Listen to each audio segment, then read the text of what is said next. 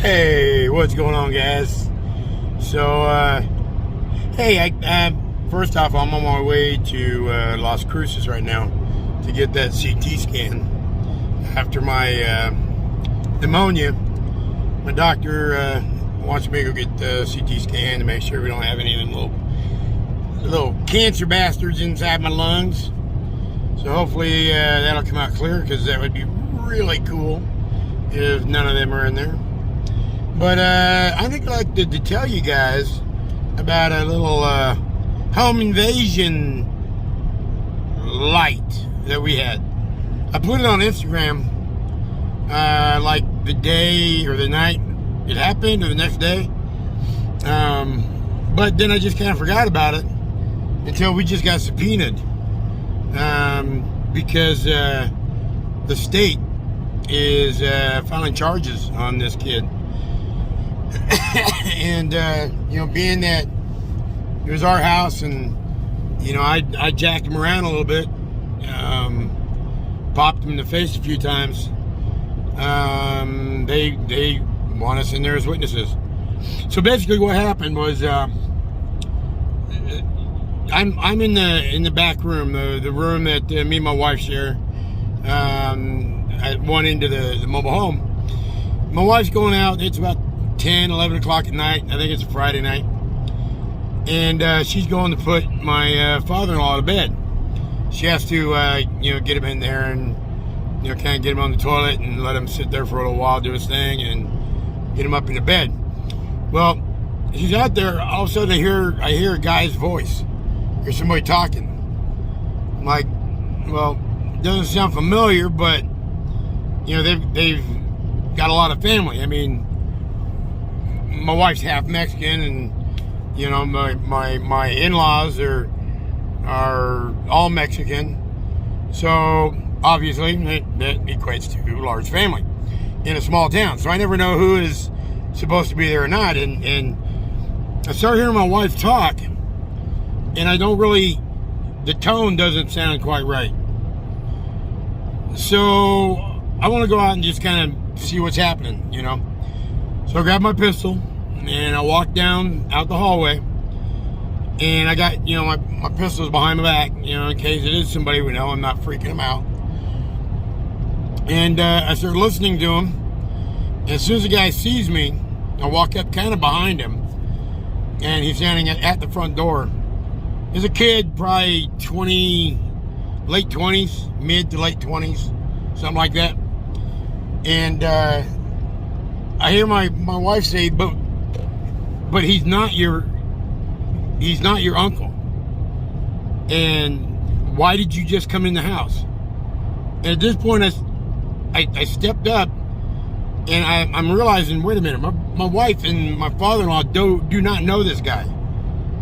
So I stepped between him and my wife. My father-in-law's across the room in the wheelchair.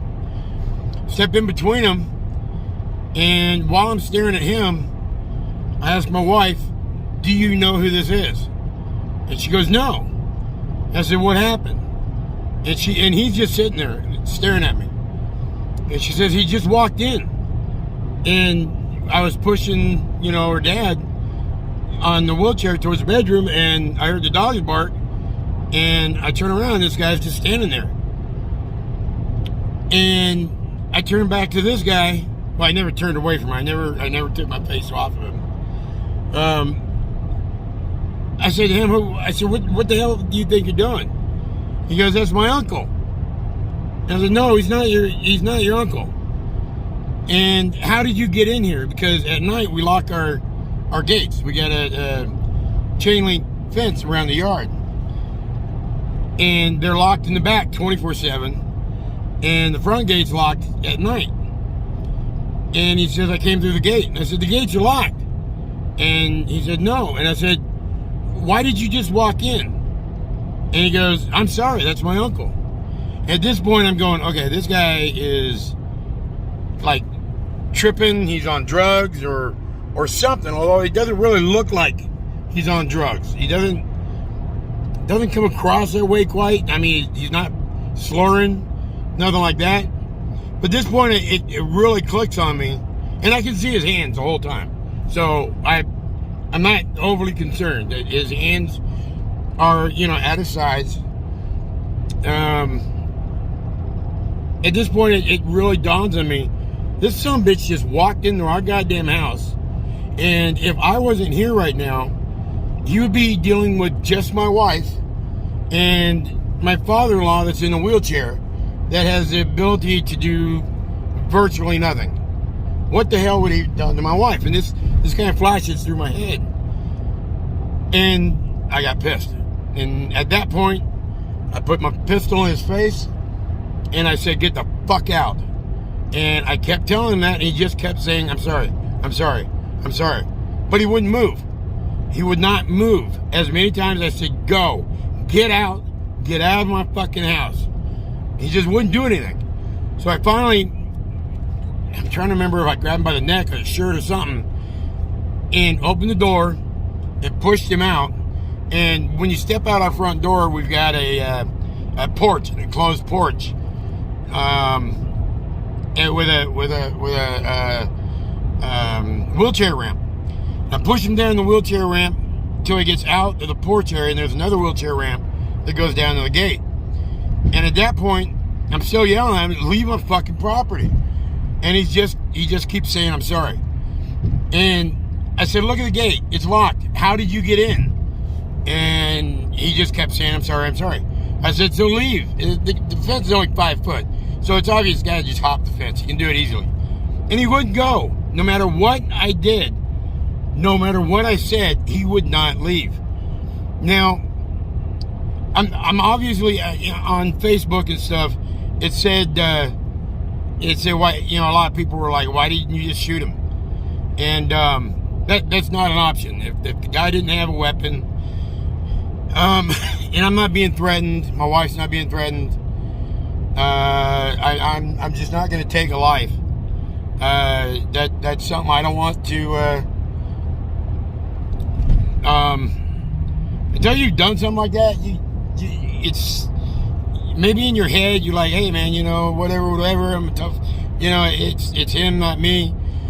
No matter what the situation is, it sticks with you. It messes with your head, and it's not something that is taken lightly. I've got to stop here. I'm going to pause. I'm coming up on where I'm going to be getting off the freeway. Once I get done with the scan, I'll hop back on here. So I'll see you guys in just a few minutes. Stick around for the rest of the story. All right, so where did I leave you? I think at this point, I got the guy outside, and outside our house we got another wheelchair ramp that goes down, and it basically ends up against the gate that you come in and out of. We got a gate in the back to drive through. That's always locked. The front gate we lock at night. Not really sure why. Me and my wife argue about that. She says so the dogs don't get stolen. I'm like, the dogs aren't out at night, except real quick piss during the day. I don't know. Anyways, we're down there. I showed the guy off of the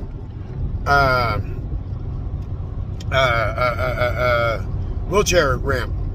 So now he's down in the dirt, up against kind of the corner of the chain link fence like this.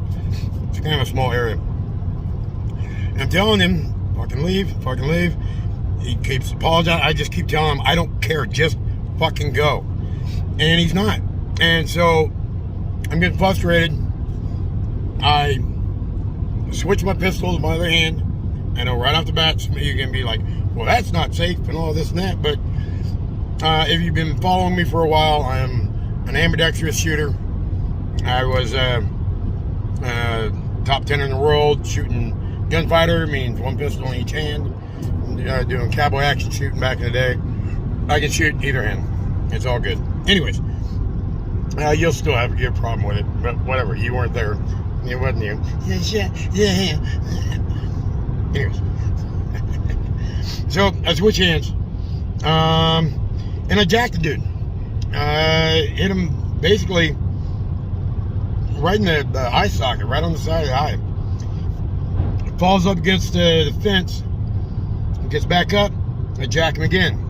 falls back down to the other side on the fence. As I was getting back up,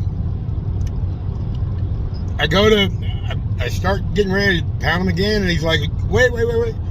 He starts to jump over the fence. He gets over the fence, and he just starts kind of walking. Actually, no, he stayed in the front. Like, we got a gravel section where the car is parked, which is still our property. And he's sitting there just apologizing over and over and over and over. And it's like, dude, just fucking go. Now, at this point, I didn't realize my wife was on the phone with the cops. And the guy finally took off. And just as the cops around the corner, I'm watching him walk down the street. And now all of a sudden he's just gone. So he ducked off to the side. And the cops show up. Now the cops in Lordsburg, I've never had an issue with. Hell, half of them used to be my family. They're not anymore. They've moved on to other things for whatever their reasons, which I'm sad to say, but you know, I wish nothing but the best for them. But the guy, I told him they went looking for the kid, and 28, 27, I don't know, a kid in my head. They couldn't find him, but we figured out who he was with the cops. And apparently he had just broken into another house behind us. And as he was leaving that house, he jumped 2 fences. One of them was ours, a back fence. And that's when he came into our house. Yes, I know our front doors should have been locked. Wasn't. What can I say? Oopsies. Oopsie doopsies. Whatever. The cop took our statement. I was, you know, honest with the cop. I told him everything. I told him, you know, first off, I'm armed. He says, you're on your own property, so it doesn't matter. I told him, you know, I hit the guy a couple times. You know, did you ever fire the weapon? I said, nope. He said, did he have a weapon? I said, not that I saw. And he goes, all right, well, it is what it is. And we bullshitted for a few minutes, and that was that. Kind of freaky. My biggest fear is what would have happened had I not been there. And this was only about maybe a week and a half, maybe 2, I don't know, after I came off the road. And I got a strong feeling that if I hadn't been there, he would have at least robbed my wife and father-in-law. Would he have hurt him? I don't know. Now, Kat is armed. Or she's got, you know, my little Smith & Wesson 38 special. And she's got a couple other little toys back there. But in that situation, she would not have been able to get to him because he was basically between her and her room. And so that wouldn't have really done her much good. Regardless, that is what really scared me. So I would love to put up a picture of his face and his name, because we found him on Facebook, and he's a notorious drug addict with some mental issues and all this shit. But seeing as how he got subpoenaed to court, I mean, I don't even know if I should be talking about this, but since I didn't name no names, fuck it, I'm not the one in trouble. So after court, which is tomorrow, Thursday, the 3rd, 4th, I think my next vlog, I'll talk about what happened in court as much as I can. But yeah, there was our home invasion light, our diet home invasion. That's what I call it, because, you know, not necessarily one of the big scary ones like you see people just running in, shooting the place up. But I imagine it could have been a lot worse. I feel fortunate, and this may sound conceited or whatever, but yeah, back in the day when I was young, early 20s, I was a fighter. I did a lot of bad things. I pay for it now mentally. But as I've grown up, I don't like to fight. This is the first guy I've hit. I've physically hit. I don't remember the last time that happened. I'm the guy in the bar, the drunk down at the end of the bar starts giving me lip. I'm gonna buy him a drink. Hey man, let's have a beer. It's a lot more fun than both of us going to jail. It's just, you know, I don't see any reason for it. Number two, I'm 52 years old. I'm fat. I'm broken down. If I have to fight, I'll bite you in the nuts. But you're probably still gonna whoop my ass. The one thing that's got me out of more shit in my adult life, actually out of most of my life, is my size and my looks. I intimidate some people, and fortunately, some people get intimidated, and that works on them. There's been many times I've turned around and walked away from a situation going, wow, I just about got my ass kicked. When the person I was having an issue with is the one that actually turned and went away. Oh, this probably ain't good. I'm sitting here making a video and I'm right on a cop's ass. See if I can turn around and you guys can see him. Turn that around. Yeah, that right there, that's a copper. Uh-oh. Alright. With that, I probably should go ahead and get off here. I will get this uploaded today. And y'all, hit that like button if you're digging these daily vlogs, or these vlogs. I'm trying to do at least 2 or 3 a week. And just let you know, I got my Bubba's Grub cooking channel back up and going. Got 2 or 3 new videos on there now.